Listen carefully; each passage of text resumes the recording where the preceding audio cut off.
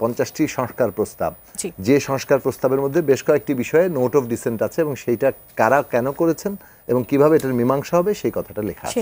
গণভোটের মাধ্যমে তাহলে দুটো জিনিস হবে, একটা জুলাই সনদের অনুমোদন, আর একটা হচ্ছে আগামী সংসদকে এই কনস্টিটিউয়েন্ট পাওয়ার দেওয়া, অর্থাৎ একটা সংবিধান সংস্কার করার ক্ষমতা দেওয়া। যে পরিবর্তনগুলোর জন্য বা যে সংশয়গুলো ছিল সেই সংশয়গুলোকে কাটলো আজকের যে জরুরি বৈঠক, সেখান থেকে বিশেষ কি তথ্য আমরা পেলাম? ধন্যবাদ। আমি আমার সহ-আলোচক সহ যারা দেখছেন সবাইকে সালাম, শুভেচ্ছা, আসসালামু আলাইকুম। 17 অক্টোবর তো শুক্রবার জুলাই জাতীয় সনদ স্বাক্ষর হবার কথা ছিল। রক্তস্নাত অভ্যুত্থানের উপর দাঁড়িয়ে মানুষের আকাঙ্ক্ষার যে একটা প্রকাশ জুলাই জাতীয় সনদ, সেটা স্বাক্ষরিত হওয়ার কথা। এখন এই জুলাই জাতীয় সনদ বিষয়টা হচ্ছে যে দেশের রাষ্ট্র ব্যবস্থার সংবিধান সহ প্রতিষ্ঠানগুলোর সংস্কারের বিষয়ে আমরা যেসব বিষয়ে ঐকমত্য হয়েছি, যদিও যেসব বিষয়ে ঐকমত্য হয়েছি বলে আমরা বলছি তার মধ্যেও অনেকগুলো পয়েন্ট আছে যেখানে আমরা নোট অফ ডিসেন্ট দেওয়া আছে, অর্থাৎ আংশিক অথবা সম্পূর্ণ ভিন্ন মত আছে বিভিন্ন দলের। তো সেক্ষেত্রে জুলাই জাতীয় সনদ বাস্তবায়ন কিভাবে হবে এই প্রশ্নটা জুলাই জাতীয় সনদ তৈরির শেষ পর্যায়ে উঠেছিল এবং আমরা জুলাই জাতীয় সনদ বাস্তবায়নের প্রক্রিয়া নিয়েও প্রায় 2-2.5 মাস, সময়টা লম্বা, আলোচনা কম, হয়তো অত প্রতিদিনই আলোচনা হয়নি, কিন্তু নানাভাবে কিন্তু আলোচনা হয়েছে, কারণ এক পর্যায়ে আমরা অনৈক্য দেখেছি এবং তখন আমরা ভেবেছি যে আমাদের নিজেদের মধ্যে আলাপ আলোচনা দরকার। রাজনৈতিক দলগুলো নিজেরা আলাপ আলোচনা করে একটা সমাধানের জায়গা বের করলে সেটা অনেক ভালো।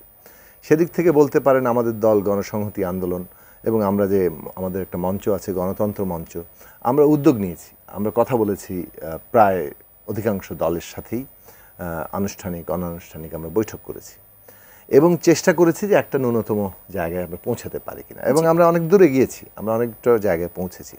শেষ মুহূর্তে এসে বাস্তবায়ন প্রক্রিয়ার স্পষ্টতা নিয়ে কিছু এখনো পার্থক্য অথবা কারো কারো মনে হচ্ছে যেটা অস্পষ্ট আছে, সেই কারণে কিছুটা অনিশ্চয়তা বলতে পারেন, অথবা যাতে কোনো অনিশ্চয়তা না থাকে সেই উদ্দেশ্যেই আজকে বৈঠকটা আহ্বান করা হয়েছিল।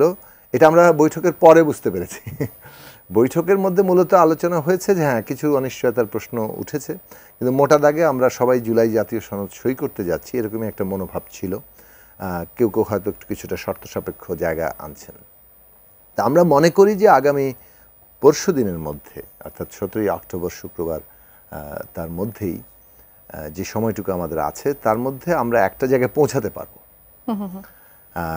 দুটো জিনিস আছে, একটি কিংবা দুটো, মানে দলের মনে হচ্ছে যে আরও স্পষ্টভাবে বাস্তবায়ন প্রক্রিয়া করা দরকার, আরেকটি দলের দিক থেকে মনে হচ্ছে, আরও কয়েকটি দলের দিক থেকে মনে হয়েছে যে তাদের একটা বড় প্রশ্নের নোট অফ ডিসেন্ট আছে এবং নোট অফ ডিসেন্ট আসলে কিভাবে বাস্তবায়ন হবে এটা নিয়ে তার কনফিউশন আছে।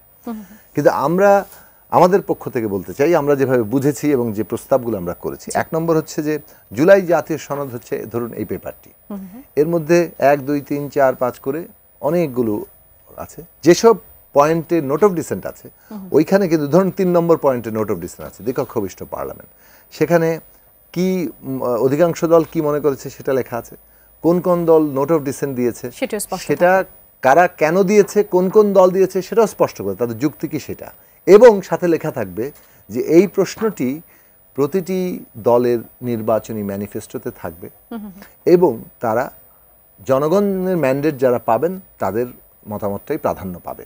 অর্থাৎ তারা যদি 2/3 সংখ্যাগরিষ্ঠতা পান, তারা যেটা চাইবেন সেটা তো পাস হবে, যদি না পান 2/3 সংখ্যাগরিষ্ঠ, তখন তারা আবার সংসদে এটা নিয়ে আলোচনা হবে, তখন একটা কোনো সমঝোতার জায়গা তৈরি হবে।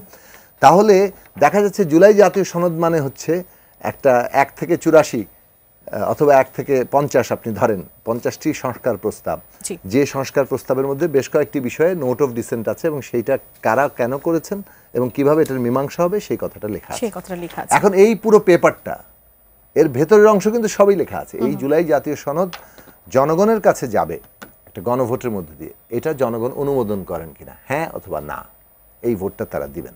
গণভোটের এটা হচ্ছে একটা পারপাস, জুলাই জাতীয় সনদ অনুমোদন করা জনগণ কর্তৃক। 2, গণভোটের আরেকটা পারপাস আছে, সেটা হচ্ছে যে আগামী আইনসভা যেটা তৈরি হবে, জাতীয় সংসদ তৈরি হবে, সেই সংসদকে একটা ক্ষমতা দেওয়া, যাতে করে তারা এই জুলাই জাতীয় সনদের উপর ভিত্তি করে সংবিধানের মৌলিক সংস্কার করতে পারেন। এটা কেবল সংশোধনী না, এতগুলো বিরাট মানে সংস্কার, এটাকে সংশোধনী আকারে ধরলে এটা আসলে মানে আমরা এটার যে গুরুত্ব, তাৎপর্য, এবং এটা আদালত কর্তৃক আবার যদি বাতিল হয়ে যায় সেই জায়গাগুলো রুখতে পারবো না।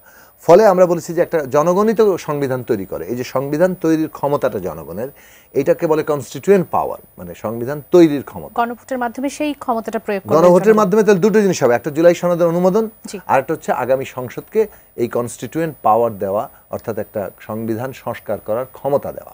এই দুটো কাজ হবে। এই ছিল মোটামুটি জায়গা।